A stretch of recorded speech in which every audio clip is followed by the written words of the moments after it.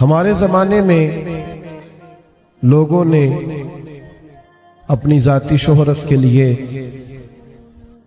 اور اپنے چھوٹے اور بونے قدوں کو اونچا کرنے کے لیے خطرناک دھندا یہ کیا ہے کہ انہوں نے صحابہ اور اہل بیت کی زندگیوں کو معاذ اللہ مشکوک کرنا چاہا۔ یاد رکھنا، امت کے علماء نے محنت کی تھی، جد و جہد کی تھی، کوشش کی تھی، اور خاص کاوشوں کے ساتھ امت کے دلوں میں صحابہ اور اہل بیت کی محبتوں کو بٹھایا تھا۔ ہم اپنے بچپن میں جب کسی صحابی کا قول سنتے تھے نا کہ یہ حضرت عبداللہ ابن مسعود نے فرمایا، تو ہم ذرا کان لگا کے سنتے تھے کہ اتنے بڑے آدمی کی بات ہے، یہ حضرت عبداللہ ابن عمر کا فرمان ہے، تو ہم سمجھتے تھے یہ تو کئی راہیں کھولے گا، یہ بہت ساری حکمتوں کا مجموعہ ہوگا۔ جب کہا جاتا تھا نا کہ یہ فرمان تو جناب سیدنا انس بن مالک کا ہے، تو ہم دل کے سارے دروازے کھول کے روح کی تختیوں پر اسے لکھنا چاہتے تھے، اور پھر اگر کوئی کہتا تھا کہ بات مولا علی کی ہے،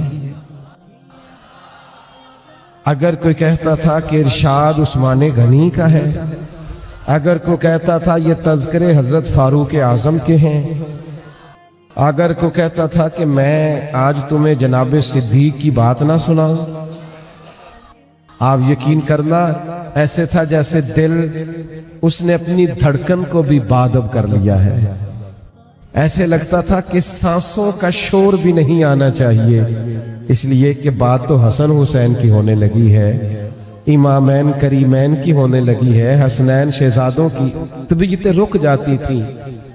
پھر دھندے ہوئے، پھر لوگوں نے اپنی ذاتی چھوٹے اور بونے قدوں کو اونچا کرنے کے لیے عظیم ہستیوں کی بات کی۔ کن کی بات کرنے لگے ہو؟ تمہیں شرم نہیں آئی؟ حضور کی بارگاہوں میں بیٹھنے والوں کی بات کرتے ہو؟ ظالموں، صحابہ وہ صحابہ ہیں جن کی ہر صبح عید ہوتی تھی، خدا کا قرب حاصل تھا، نبی کی دید ہوتی تھی۔ میں پتہ ہے کن کی بات کرتے ہو، ان کی باتوں کو دیکھو نا۔ آج کبھی کوئی شخص آ کے ملے نا، فلاں بزرگ کے پاس رہتا ہے، تو لوگ اس کی خوشامد کرتے ہیں، یار ذرا نمبر تو دینا، یار تھوڑا رابطہ تو کرانا، یار ذرا کوئی سلسلہ بن جائے گا۔ او آج کسی بزرگ کے خدام کی اتنی قدر ہے، لوگ آنکھوں پر بٹھاتے ہیں، تو جو صحبت رسول میں بیٹھتے رہے، جو دروازہ رسول پر بیٹھتے رہے، جو کاشانہ نور پر بیٹھتے رہے، جو حضور کے خیموں کے لیے تلواریں لے کر باہر محافظ بن کے کھڑے رہے، اس لیے لوگوں کی ان باتوں میں نہ آنا، خبردار۔ وہ تمہیں کئی چیزیں کھول کے بھی دکھائیں تو انہیں کہنا ہمیں تو کسی نے کہا ہے کہ محبوب کی گلی کے جانور کا بھی قدر کرنا ہے، یہ تو صحابی رسول ہے، یہ تو حضور کے غلام ہیں۔ خبردار، یہ دھندے تمہیں مشکوک کرنے کے لیے، تمہارے دلوں سے وہ روشنی، وہ رعنائی، وہ روحانیت کھینچنے کے لیے ہے۔ میں قربان ان رستوں پر جن رستوں سے سیدہ عائشہ صدیقہ گزرا کرتی تھی، ہماری مائیں قربان ان رستوں پر جہاں سے ام المومنین حضرت ام سلمہ گزرتی تھی۔ میری بیٹی، میری بیٹیاں نچھاور ان راہوں پر جن راہوں سے ایک دفعہ سیدہ فاطمہ نے قدم مبارک رکھا ہے۔ اور یارو آپ دیکھو تو صحیح بات کن کی ہے، اب دیکھو تو صحیح عنوان کن کا ہے۔ میرے رسول پاک علیہ السلام کے کبھی لفظوں کا درد پتہ چل جائے نا کیا ہے، حضور نے فرمایا او میرے صحابہ کے بارے میں اللہ سے ڈرنا،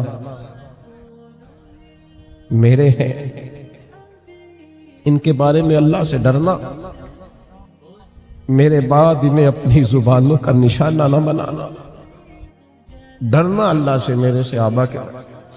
لوگ ڈرتے نہیں، شرم خوف خدا شرم نبی یہ بھی نہیں وہ بھی نہیں، اور اتنی بڑی بات کرتے ہیں جن ہستیوں کا نام لیتے وقت گردن جھکانی چاہیے تھی ان پر کھل کھل کے بات. یہ بے باکی نہیں، یہ بے حیائی ہے. تم نے کس چیز کا نام کیا رکھ لیا ہے؟ تو یاد رکھنا ان کا اکرام کرنا. ان کے بارے میں تو رب کہتا ہے سیماہم فی وجوہہم من اثر السجود. تم کبھی ان کے چہرے دیکھو تمہیں سجدوں کا نور نظر آئے، پیشانیاں چھلکیں گئی، ان کے چہرے بتائیں گے کہ یہ کوئی عظیم لوگ ہیں. ان کے بارے میں اور آپ انداز دیکھیے قرآن مجید کا. فرمایا محمد الرسول اللہ، محمد اللہ کے رسول ہیں. والذین معہ، اور وہ جو ان کے ساتھ ہے نا، وہ جو ان کے ساتھ ہیں ان کی کیا ہی بات ہے. جو ان کے پاس ہے ان کی کیا مقدر ہے. صدیق و فاروق کے جن کے گھر رحمتوں کے خزینے میں ہے. تو اس لیے ایک تو اس جماعت کی قدر اور پھر ان سے سیکھنا ہے، ان سے لینا ہے. آپ کبھی ایک ایک صحابی کو پڑھیں گے تو آپ کو انوکھی باتیں نظر آئیں. کوئی خدمت کے عروج پہ ہیں، کوئی محبت کے عروج پہ ہیں، کوئی ادب کے عروج پہ ہیں، کوئی شجاعت اور دلیری کے عروج پہ ہیں. ایسی خوشبوئیں اور ایسا رنگ نظر آئے گا جن سے مل کر زندگی سے پیار ہو جائے وہ لوگ. ان لوگوں کی شخصیتیں پڑھو گے تو جینے کا لطف آئے. اور پھر ان میں بھی جو حضور کے زیادہ شرف پانے والے ہیں، وہ جو میں نے آیت پڑھی والسابقون السابقون، اللہ فرماتے ہیں سبقت لینے والے سبقت لے ہی گئے. السابقون الاولون سبقت لے ہی گئے. کیا ملا انہیں؟ اولئک المقربون. فرمایا یہ قرب والے لوگ ہیں، یہی ہیں جنہیں قرب ملا ہے اللہ رسول کا. یہ جو السابقون وہ کون ہے؟ حضرت صدیق اکبر، حضرت فاروق اعظم، حضرت عثمان غنی، حضرت مولا علی، سیدہ خدیجہ، حضرت زید بن ارقم، حضرت جناب سیدنا مصعب بن عمیر، حضرت بلال حبشی. اور بڑا نام اور عظیم نام اور جن کی عظمت دیکھتے دیکھتے سروں سے پگڑیاں گر جائیں، وہ ہیں سیدنا امیر حمزہ رضی اللہ تعالی عنہ. حضرت سیدنا امیر حمزہ سے جو حضور کا خاص پیار ہے. کچھ لوگ ایسے ہوتے ہیں جو پاس ہونا تو ویسے ہی طبیعت ٹھنڈی رہتی ہے، ویسے ہی دل لگا رہتا ہے. کچھ لوگوں کو پاس پا کے بندہ بے فکر سا نہیں ہو جاتا، بس تو آ گیا اب خیر ہے، تو بیٹھ میں سونے جا رہا ہوں. تو آ گیا ہے نا، تیرے آنے سے کچھ طبیعت ڈھارس ہو گئی ہے، تسلی ہو گئی. کچھ لوگ نا جو دل کے بڑے قریب نہیں ہوتے، بلا مثال و بلا تشبیہ سمجھانے کے لیے، سیدنا امیر حمزہ رسول کریم کے قلب اطہر کے بڑے قریب، بڑے حضور کے چچا بھی ہیں اور رضائی بھائی بھی ہیں. ظاہری طور پر صرف 2 سال سرکار سے پہلے ولادت ہوئی ہے ان کی، ایک ہی ماں کا دودھ بھی پیا ہے اور محبت بڑی کی ہے رسول پاک کے ساتھ. ایک تو یہ کہ حضور کی ویسے ہی ہر ادا اس قابل تھی کہ پیار کیا جائے. وہ کیا کسی شاعر نے کہا تھا کہ تیری حیات پاک کا ہر لمحہ پیغمبر لگے. ہر وقت نبی ہے حضور اللہ، تیری حیات پاک کا ہر لمحہ پیغمبر لگے. ایک تو یہ کہ نبی پاک علیہ السلام کا جو ان سے خاص رشتہ ہے، اور پھر چونکہ وہ چچا تھے حضور کے، بتیجے ویسے بھی پیارے ہوتے ہیں. انج ذرا کار گلاں کر کر لئی دیاں نے نا اپنے بچیاں دے سامنے، آکھی دے نہ دے ابے نے بڑا ستائی رکھیا ہے، کم تھوڑا کیتا سو حصہ زیادہ لے گیا ہے. وہ گلاں باتاں کر لی دیاں نے نا، بچے پھر پکے ہو جاتے ہیں کہ شاید پورے غلط ہی ہیں یہ کزن ہمارے سارے. لیکن یہ کہ بھائی کی اولاد پیاری لگتی ہے. ہاں ان کو جوان آتا جاتا دیکھ کے بندے کا دل راضی ہوتا ہے. وہ ابا جی کبھی چھوٹا بھائی پریشان ہو جائے نا تو ابا جی اپنے بچوں کا دل رکھنے کے لیے کہتے ہیں ساڑھے کو نہیں روز پیسے دین ہوں ان ساڑھے بھی بچے نے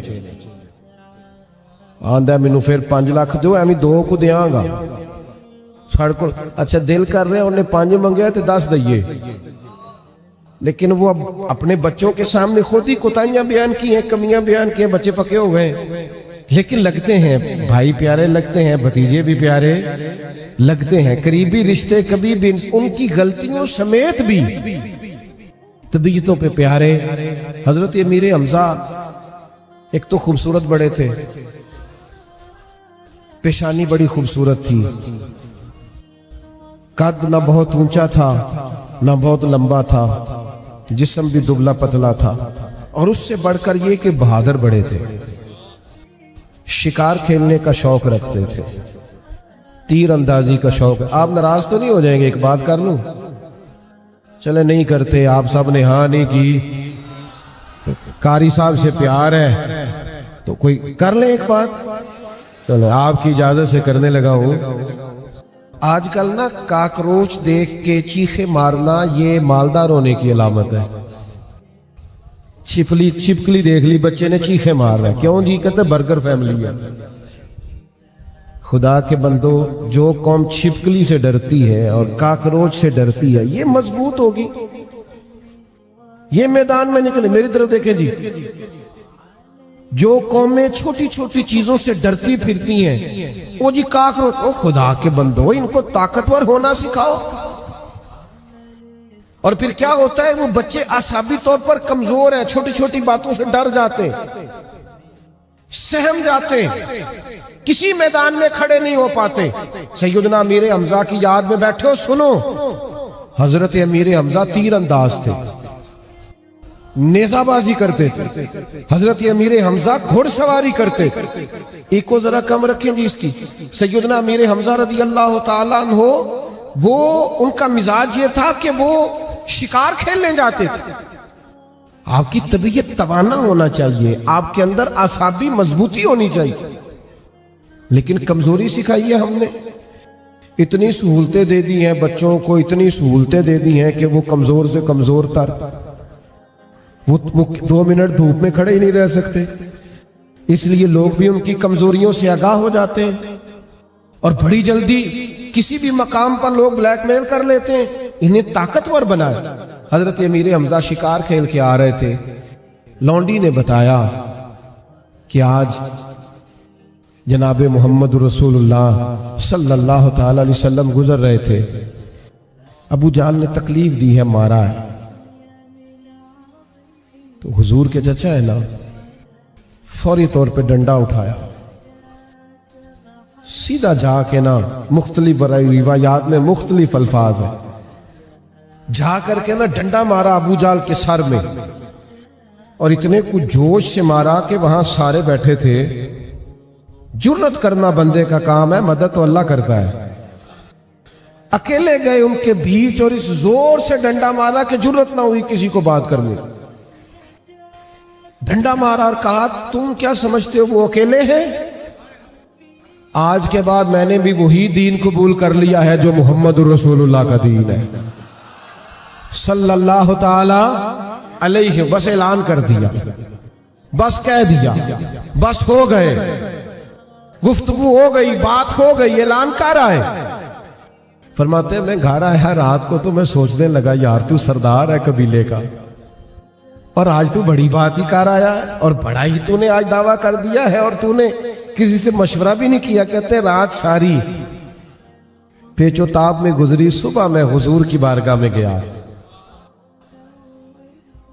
کہہ لینے دے مجھے کچھ لوگوں کے لیے رب نے بندوبست فرمایا ہوتا ہے ان کے دل موڑے ہوتے ہیں سارا کچھ پہلے سے تیار ہوتا حضرت امیر حمزہ کہتے ہیں حضور کی بارگاہ میں حاضر ہو کر کے میں نے جیسے ہی اسلام کے بارے میں سوالات کیے کہ مجھے کچھ بتائیے فرماتے ہیں کریم بتاتے جاتے تھے اور میرا دل دین کی طرف مائل ہوتا جاتا بس حضرت امیر حمزہ مسلمان ہو گئے اللہ تبارک و تعالیٰ نے شعر عطا کیا اسلام کو جس دن حضرت عمر آئے نا کلمہ پڑھنے کے لیے تو آپ نے سن رکھا ہے جناب عمر تو گھر سے تلوار لے کے نکلے تھے تو حضرت عمر جب آ رہے تھے نا تو حضور دار ارقم میں تھے، تو حضرت امیر حمزہ کو کسی نے بتایا عمر آ رہے ہیں، گلے میں تلوار ہے۔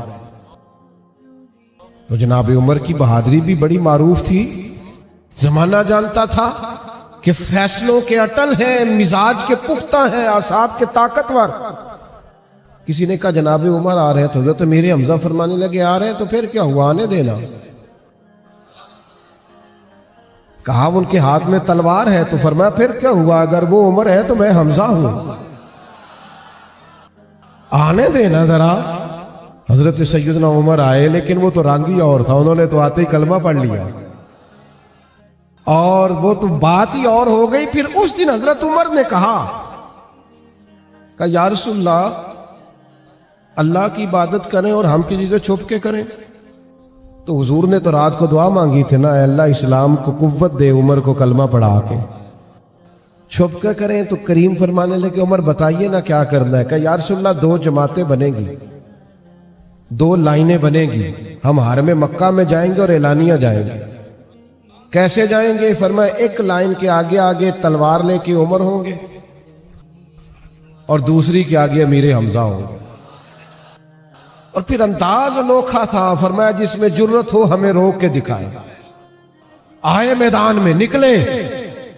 لیکن جناب عمر کا قد کاٹ اور روب، اور ادھر سے حضرت امیر حمزہ بس نعرے گونجتے رہے، اذانیں ہوتی رہیں، نمازیں ہوتی رہیں، جو بھی رنگ تھا اس وقت اذان کا، بات کہنے وہ تذکرے ہوتے رہے۔ لیکن ان دونوں کی شجاعت تھی کہ کسی کو قریب آنے کی جرت۔ حضور کے صحابہ اور اہل بیت کا جو قرآن مجید بیان فرمایا ہے، وہ یہ بیان فرمایا ہے کہ ارشاد فرمایا رضی اللہ عنہم ورضوا عنہ، فرمایا ان کی شان یہ ہے کہ اللہ ان سے راضی ہے اور یہ اللہ سے راضی ہے۔ بڑی قابل توجہ بات ہے، فرمایا اللہ بھی ان سے راضی ہے اور یہ بھی اپنے اللہ سے راضی ہے۔ ذالک الفوز العظیم، یہ بہت بڑی کامیابی ہے، یہ لوگ اپنے رب سے راضی ہیں۔ یہ جو پریشانی ہے نا، یہ جو دکھ ہے، یہ ذہنی ٹینشن ہے، کس چیز کا نام ہے بھلا؟ ذہنی پریشانی، ذہنی دباؤ، ٹینشن، یہ اس چیز کا نام ہے کہ اللہ کی مرضی کچھ اور ہے اور ہمارا ارادہ کچھ اور ہے، یہ دکھ ہے۔ اور سکھ کیا ہے کہ جو رب کی مرضی ہے وہی میری مرضی ہے۔ جو لوگ مقام تسلیم و رضا پہ فائز ہو جاتے ہیں، اللہ کی مرضی کے مطابق ڈھل جاتے اور اپنے رب کریم کے فیصلوں کو قبول کرنے لگتے ہیں، وہ لوگ مطمئن رہنے لگتے ہیں۔ امام غزالی رحمۃ اللہ علیہ فرماتے ہیں، یہ جو قرآن مجید فرماتا ہے نا کہ اللہ تعالیٰ صحابہ سے راضی ہے اور صحابہ بھی اللہ سے راضی ہیں، فرماتے ہیں یہ جو نقطہ ہے نا کہ وہ بھی اللہ سے راضی ہیں، یہ بڑا قابل غور ہے۔ فرماتے ہیں اللہ تو بڑا کریم ہے، وہ تو راضی ہو ہی جاتا ہے، بندہ نہیں راضی ہوتا۔ بندے کے دل میں روز ایک نئی خواہش پیدا ہوتی ہے، ایک نیا مطالبہ کرتا ہے، ایک چیز ملتی ہے پھر ایک اور طلب اس کے اندر پیدا ہوتی ہے۔ انسانی خواہشات کا پیالہ کبھی بھرتا نہیں ہے، یہ راضی نہیں ہوتا، مطمئن نہیں ہوتا، اطمینان نہیں اسے حاصل ہوتا۔ فرمایا بندے کا راضی ہونا یہ مشکل کام ہے، اللہ تو کریم ہے، کرم کر دیتا ہے، راضی ہو جاتا ہے۔ لیکن اگر بندہ بھی راضی ہو، رب کے فیصلے کو قبول کرے، تو پھر شان یہ ملتی ہے کہ نبی کریم صلی اللہ تعالی علیہ وسلم نے فرمایا تم اللہ کے دیے ہوئے تھوڑے رزق سے راضی ہو جاؤ، وہ تمہاری تھوڑی عبادت سے راضی ہو جائے گا۔ لیکن پہلے تم تو راضی ہو، تم تو راضی ہو۔ بندہ راضی نہیں ہوتا، ہر وقت شکوے، ہر وقت شکایتیں، ہر وقت ناراضگیاں، ہر وقت گلہ، ہر وقت آزمائش، ہر وقت کسی نہ کسی مقام پر کسی نہ کسی परेशानी का इजहार, मुतमईन जिंदगी गुजारें, थोड़ा ठहराव पैदा करें तबीयत में, अपने अंदर इत्मीनान लाएं, सुकून कल्बी पैदा करें। बहुत सारी चीजें हैं जिनको देखकर बंदा दिल ठंडा कर सकता है। आप देखें, अल्लाह तबारक व तआला ने मेरे जिस्म को तंदुरुस्त बनाया। इस बात को सोच के अपने आप को ठंडक दें। आप महसूस करें कि अल्लाह ताला ने मुझे औलाद की दौलत अता की। इस नेमत को याद करें, ठंडक पैदा करें। ये देखें, मुझे किसी के सामने हाथ नहीं फैलाना पड़ता। ठंडक पैदा करें। और ज्यादा दिल ठंडा करना हो ना, अल्लाहु अकबर, तो फिर ये सोचें कि वो कितना करीम है कि मेरा सीना उसने ईमान से भर दिया है। मैं मोमिन हूं, रसूल करीम अलैहिस्सलाम का गुलाम हूं। ठंडा हो जाएगा दिल। आप महसूस करेंगे कि तबीयत के अंदर करार आया, लेकिन ज्यादा उलझाओ नहीं। देखें, मेहनत करना हमारे जिम्मे है, वो खूब करनी चाहिए। नतीजा अपनी मर्जी का नहीं मांगना, वाह, नतीजा अल्लाह ताला पे छोड़ना है। जितने अंबिया किराम अलैहिमुस्सलाम दुनिया में तशरीफ लाए हैं ना, जितने नबी आए, 1,24,000 कमो बेश, सब अंबिया कामयाब होके गए दुनिया से। ये नौजवान ज्यादा गौर करें। ये जो लोग समझते हैं ना, यार मैं मुखलिस भी हूं, मेहनत भी पूरी करता हूं, कोई बददियानती भी मेरे अंदर नहीं है, फिर नतीजा क्यों ठीक नहीं निकलता? गौर करें बात पर। जितने भी अंबिया किराम अलैहिमुस्सलाम दुनिया में तशरीफ लाए, सारे कामयाब तरीन जिंदगी गुजार के गए।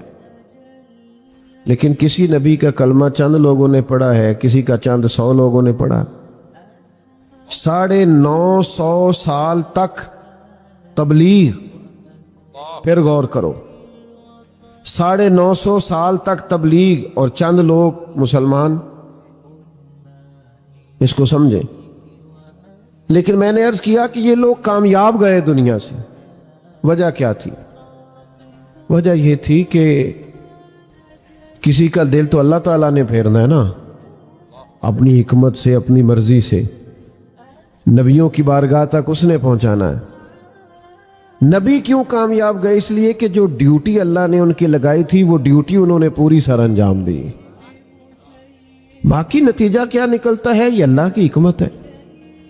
हम ना बहुत ज्यादा उलझ जाते हैं, बाज़ औक़ात बहुत ज्यादा परेशान हो जाते हैं, बहुत ज्यादा। वो एक दोस्त मुझे, हमें भी सुनाते हैं ना लोग मायूसी वाली बातें आके, बड़े हालात खराब ने, हमारी जमात का तो बड़ा खस्ता हाल है, आपको क्या बताएं, लोग दूर हो गए, लोग डिस्टर्ब हो गए, लोग डिसार्ट हैं, लोग हमसे मायूस हैं। मैं क्या तेरी गल होएगी, सड़कों ते बंदे सांभे नहीं जाते।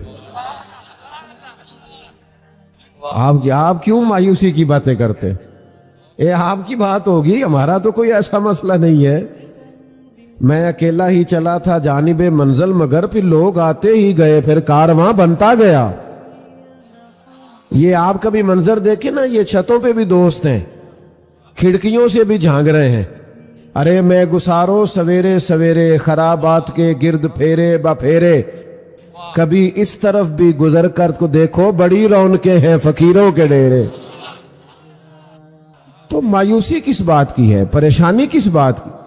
बिला वजह आप तनाव की बात करते हैं। ये सच्चों की जमात है, इसमें सच्चे रहे हैं और कयामत तक सच्चों की जमात ही गालिब रहेगी। तो इतनी जल्दी उलझ जाना कि वो मैंने काम किया है तो नतीजा नहीं निकला, भाई आप अल्लाह पे छोड़े, मकाम तस्लीम और रज़ा को इख्तियार करें।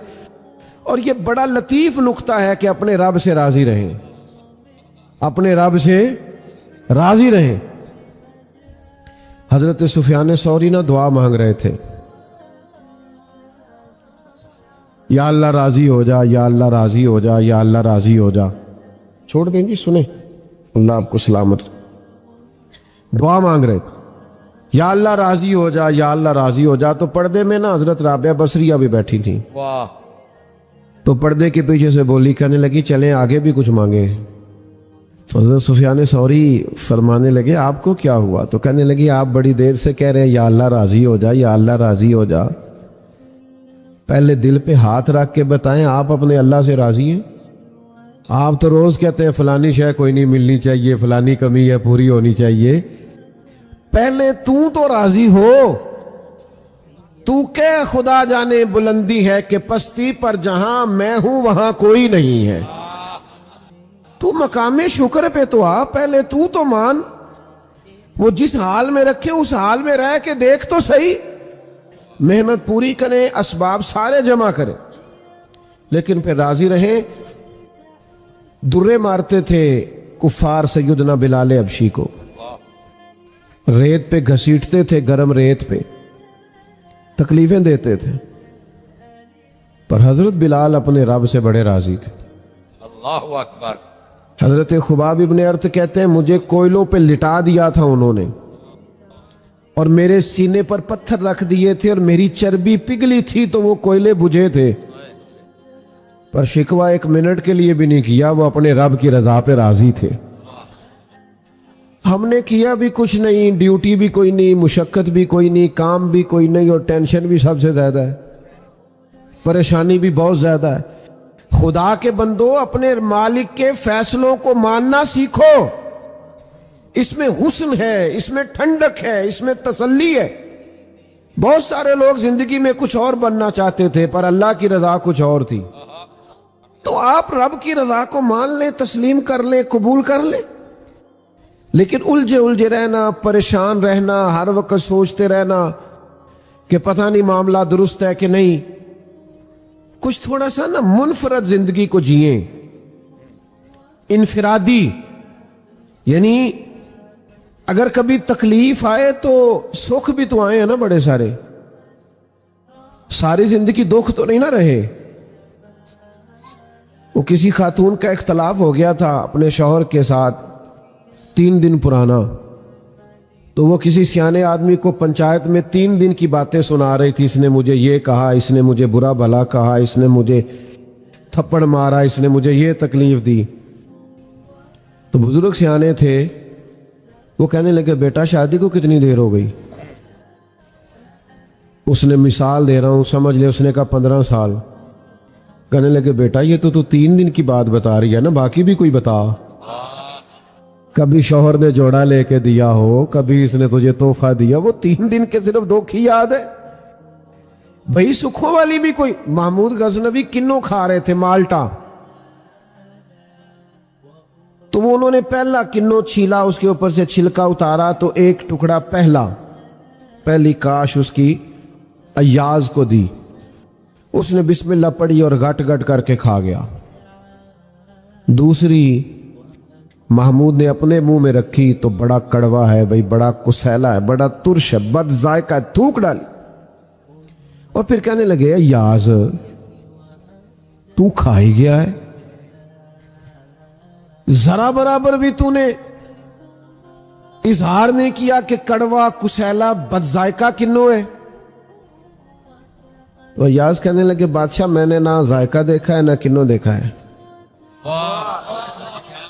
میں نے تو یہ دیکھا ہے کہ ہاتھ کس کے ہیں، ساری زندگی تیرے ہاتھوں سے میٹھے ملے ہیں اور کھائے ہیں، اور آج ایک کڑوا اگر میں تھوک دیتا تو آئینے وفاداری تو نہیں تھا نا۔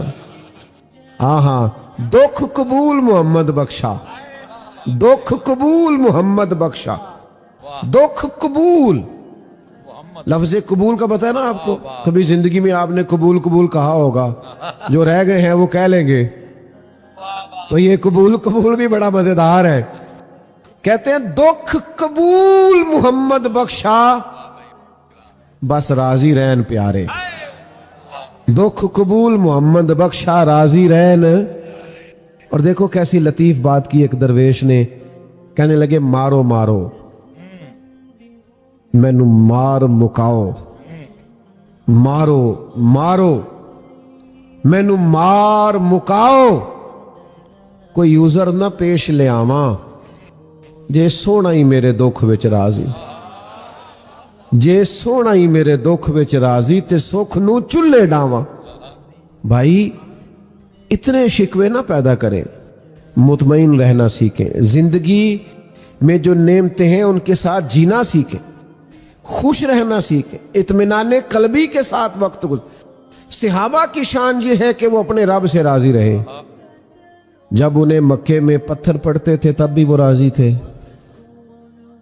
اور جب اپنا گھر بار چھوڑ کے مدینہ ہجرت کرنی پڑی تو پھر بھی بڑے راضی تھے، اور جب 14 صحابہ بدر میں شہید ہو گئے تو پھر بھی وہ بڑے راضی تھے، اور جب 70 لوگ بدر میں شہید، احد میں شہید ہوئے، 70 یا 72 لوگ شہید۔ ادھر دیکھو، حضرت سعد بن ابی وقاص رضی اللہ تعالیٰ عنہ فرماتے ہیں صبح جب جنگ ہونی تھی نا تو رات میرے پاس حضرت عبداللہ بن جہش رضی اللہ تعالیٰ عنہ آئے، کہنے لگے ایک دعا نہ مانگے دونوں بھائی مل کے؟ واہ واہ آپ دعا مانگے، میں آمین کہوں گا، پھر میں مانگوں گا، پھر آپ آمین کہیے گا۔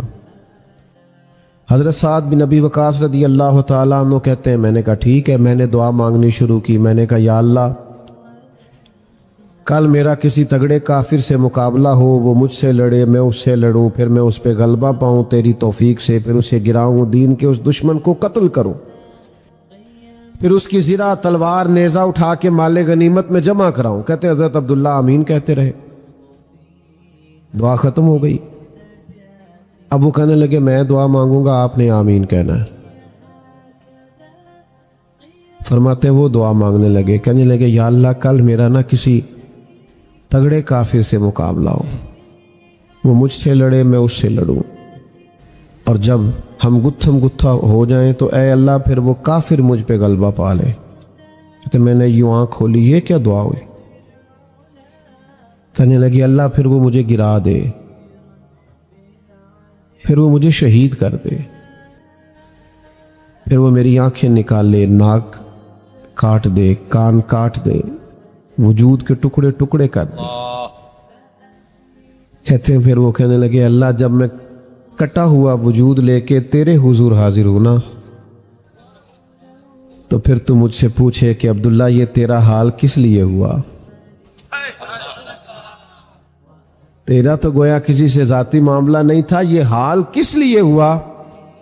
تو میں چاہتا ہوں میں تیری بارگاہ میں عرض کروں مالک یہ تیرے لیے کرایا ہے، تیرے حبیب کے لیے کرایا ہے، اور عرض یہ ہے کہ تو صرف اتنا فرما دے کہ عبداللہ سچ کہتا ہے۔